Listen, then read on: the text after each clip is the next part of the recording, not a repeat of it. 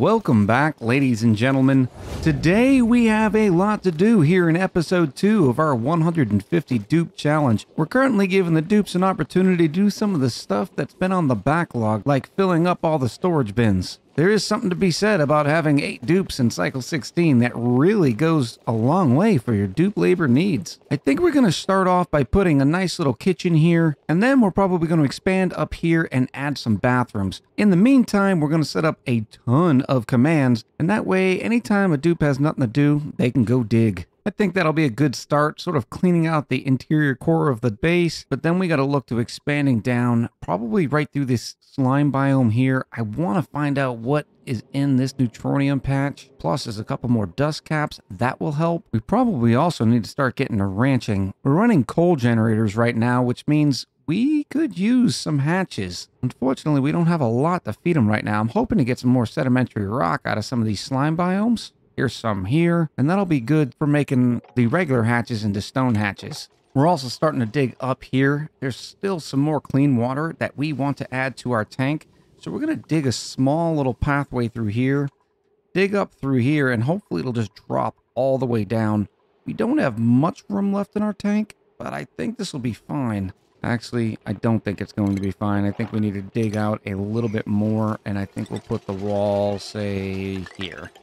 We're going to throw down our electric grill here. It'd be really great to start cooking all this meal lice. I don't love the fact that the dupes are eating meal lice, but hey, what are you going to do? And one thing that's great is you're actually given access to the duplicate motion sensor, an entire tech before generic sensors where you get the weight plate. So I think what we're going to do is we're going to throw in one of these sensors right here. And anytime a duplicate is there, we'll be able to turn this light on. That way the cook can work well lit. So what's on the menu? Well, we know pickled meal's on the menu forever. So let's go up to consumables, make sure no one's eating pickled meal. That's good. And then we're also going to be doing some fried mushrooms. Now, we've never really done fried mushroom math, so let's go ahead and dive into that. Now, conveniently enough, we have another dupe ready, which paused the game for us, so we have a second to talk about the math. Here we can see that after a mushroom becomes a fried mushroom, it is worth 2,800 calories. We take the fact that a dust cap produces that mushroom in 7.5 cycles. We take our 2,800 calories that were given for the fried mushroom, we divide it by the 7.5 cycles, and we are given 373.33, repeating, of course, calories per cycle. So if we know that each dust cap produces 373 calories per cycle, and each duplicate requires 1,000 calories, we know it takes 3 dust caps to feed 1 duplicate for 1 cycle. Which of course means we're gonna cancel this one because I'm gonna put them into sets of 3. And that way we'll be able to say, okay, this section right here is feeding 1 duplicate, this one is feeding another. Speaking of which, we need to get down in here and get these other dust caps right here. We'll grab this guy, we'll grab that guy, and that'll give us our first set of dust caps. Now on to the business at hand, and that's inviting dupe number 9. Well, this one was a fairly easy choice. We have a San and a Jean. The Jean's anemic, decreased athletics, with a base this big. We're liable to get Jean killed if we pick them because of the anemic, and they're trying to run back to the base. They're slow, never mind. But we could use a nice dupe that runs around picking everything up, and Hassan with his 10 strength is just the dupe for the job. So welcome dupe number 9, J-Ray. J-Ray, of course, is going right into improved carry. We'll give him the picker upper hat. Now, eventually, we'll throw him into improved strength and plumbing, but it'd be great to have some bigger carrying capacity to go with that monster strength. And already, iAlert has started producing some pickled meal, which is great for us. We also need to make sure that our storage boxes can hold the pickled meal.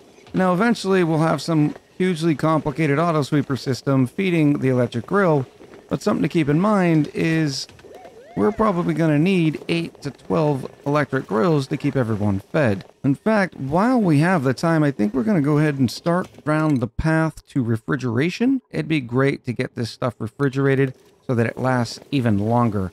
Pickled meal inside of a refrigerator, I want to say it's something like 120 cycles. We'll confirm once we have the whole thing set up. All right, so we have our pickled meal in a refrigerator. It is currently being cooled, so we're still paying the 120 watts. But once all this gets cooled to refrigeration temperature, we only pay that energy saver power cost, which is much better. But for the example, here is our pickled meal. You can see that because it's in a sterile atmosphere, that helps. And then the fact that it's refrigerated means it only loses minus 0.6% per cycle. Some quick math, 100% till spoilage divided by 0.6 gives us 166 cycles worth of freshness out of that pickled meal. We're currently building out a couple of other mushroom farms, and because of it, a lot of this carbon dioxide is sinking around and we're losing some of it, but this isn't a big deal. You know why? Because we're going to throw a gas vent right here. I think this will work well. Connect it with some gas pipes, and then we're going to go all the way to the bottom of the base and then stick in a beautiful gas pump.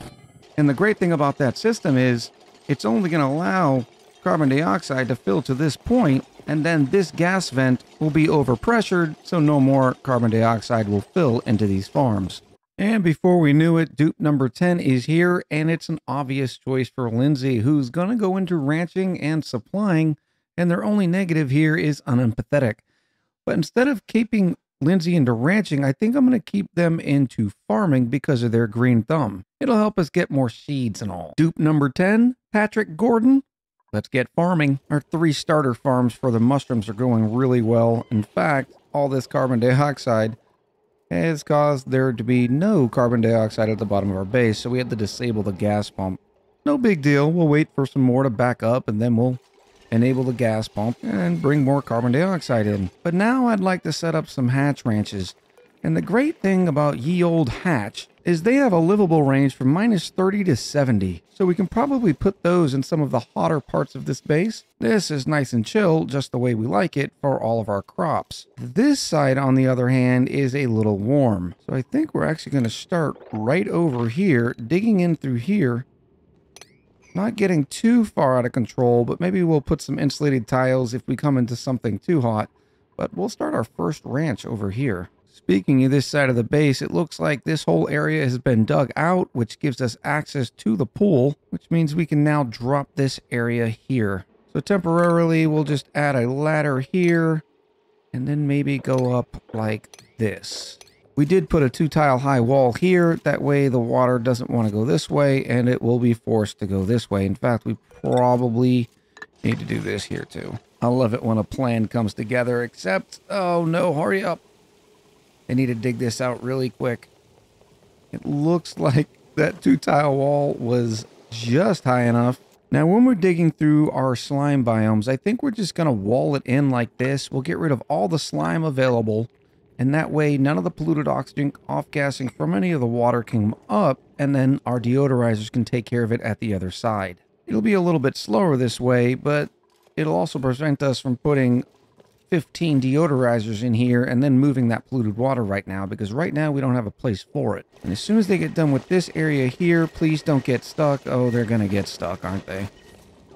Oh, they're absolutely going to get stuck. We might need to move that. This refrigerator is about 50% full, so we're going to go ahead and connect the next one in line. And it's a good thing, too, because it looks like our first dust cap is getting ready to become harvestable. And with all of our digging, we have managed to find 5 more dust caps. And just like that, dupe number 11 is here upon us. This one's another easy pick because, well, Mima's a slow learner. Camille doesn't know how to treat a plant, but it looks like they'll be a decent digger builder, especially considering they got the germ resistance on it as well. Please welcome dupe number 11, Allison Honeywell. So the good news, our water tank is almost full. We managed to get all this water that was up here. We've drained it down. There was a couple of little areas that spilled, no big deal.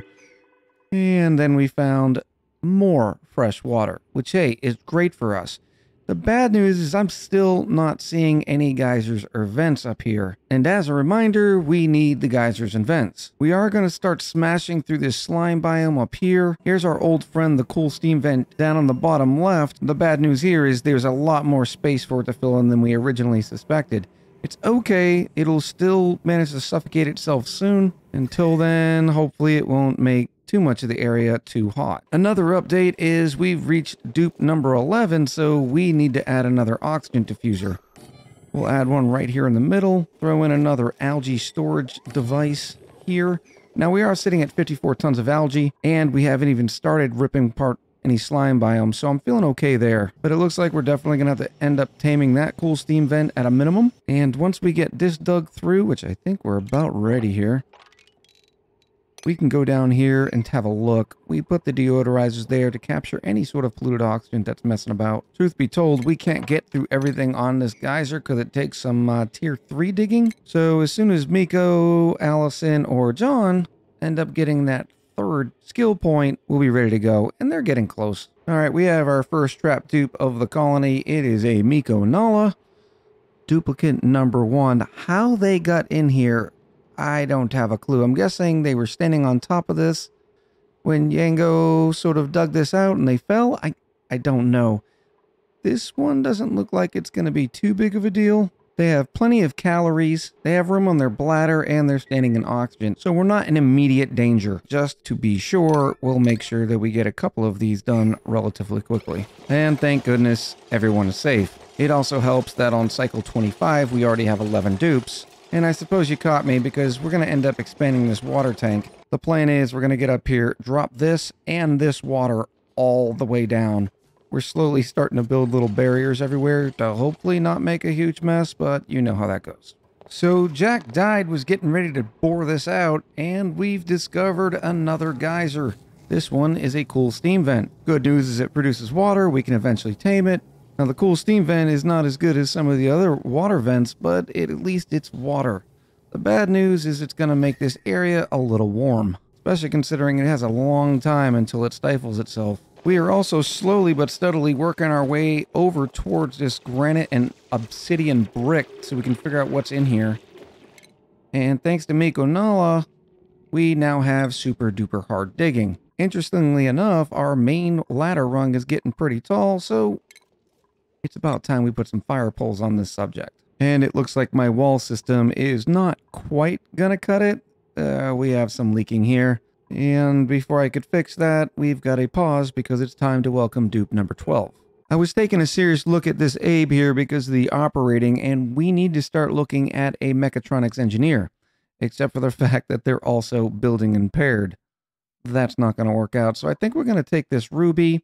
They have the farming and some grease monkey. We'll put her right into farming. Please welcome dupe number 12, Stephanie Wisherup. Looks like we have some other dupes that are due a skill point. I don't think we're gonna upgrade our researchers quite yet, just because of the morale. Naz has now carrying and art fundamentals. Might as well give him a point in medicine compounding. It's a little easier when they're only tier 1 skills, because when they enjoy doing something, it gives the +1 to morale. And a tier 1 skill only costs 1 morale, so this is a net change of 0. Now the question of all questions, and I think only Naz can answer this. Should they be wearing a medicine hat or the art hat? I'm going to go with the medicine hat for now. We'll see what Naz says in the comments. Here's a great tip and a little bit of fortunate event. Because some of that water spilled over, we now have a layer of water over all of our polluted water. And what this means is this polluted water can't off gas. You gotta love a happy accident. All right, with the rest of this water drained, I think we can start making use of this area again. To start off with, I think we're going to put a nice row of bathrooms here and here. And since these bathrooms are already here, actually, I wonder, do we have enough room to put 2 sets of bathrooms back to back? All right, here's the plan. We'll build up these, and then we'll build these up. We'll have a sort of polluted water reclamations area right here.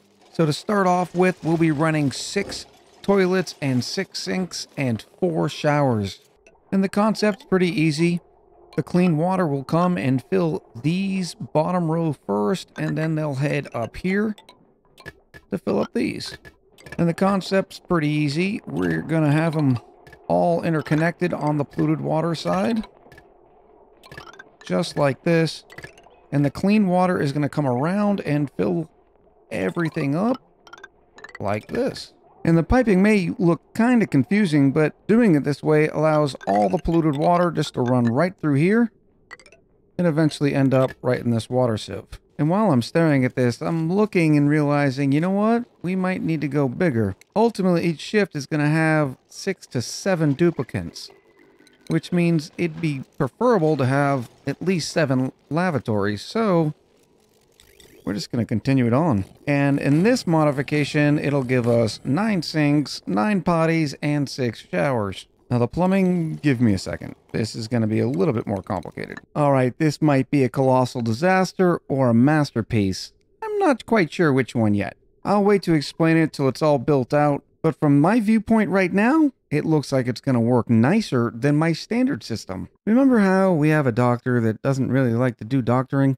Well, now we have an extremely talented cook that is just very messy or something. They start with plus 11 cuisine, which is strong, and then they lose -3 because they're a kitchen menace. I'm imagining one of these hothead chefs comes in, does all the cooking, but leaves all the dishes. Welcome, duplicant number 13, Christian Siren. It might be Siren. I'm not sure. I'm going to need a pronunciation in the comments below. All right, here it is in all of its glory. Now you can see the plumbing a little bit better. Okay, that's not necessarily true.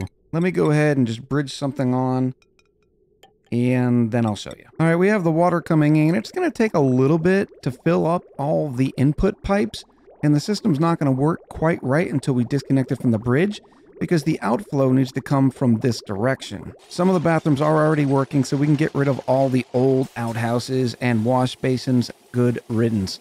Now that everything is finished, I want to explain how this monstrosity works.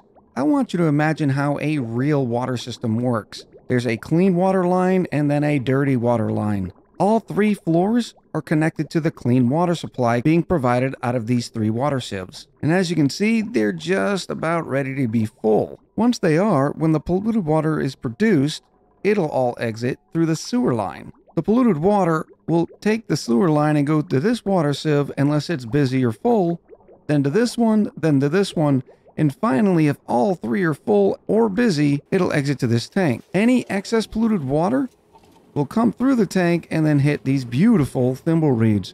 Well, we will be growing reed fiber. I mean, it really is kind of beautiful, isn't it? Now, truth be told, it's going to be a while before these thimble reeds get backed up. This whole system has to get filled with water, and then this huge line has to get filled up before any of the polluted water will pass. It definitely will happen because, remember, using the bathrooms is a positive water process.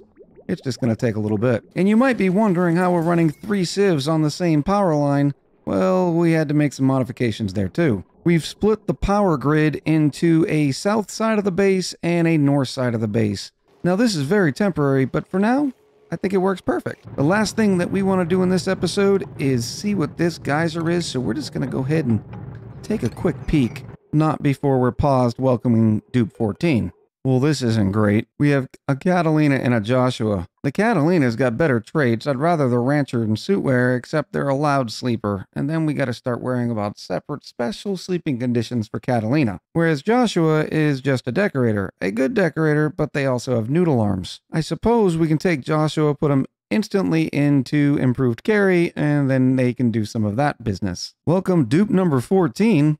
Andy. We're still doing great on cots. We have 16 total cots. We have more than enough mess tables, and we're sitting at 110,000 calories. The 110,000 calories has to do with the fact that we're running enough meal wood for 11 duplicants, plus we have mushrooms starting to come in now. Combine that with all the muck root that we're finding just from digging, we're not doing too shabby. In the next episode, we have to get starting on our ranching because we will be needing more food. While we do have enough slime to run mushrooms for a little while, and obviously we have 200 tons of dirt, so we can always rely on the meal wood, we do need to start worrying about coal. Well, right now we're sitting at about 30 tons, and eventually these coal generators would eat through it, hence the reason we're going to run our beautiful friend the hatches. Oh yeah, and bad news, it's a minor volcano. What are we going to do with a minor volcano right next to our base? Would love to hear your ideas about that and anything else that we've been going through in the comments below. I had a great time recording this episode, hopefully as much fun as you had watching it. I'll talk to you soon.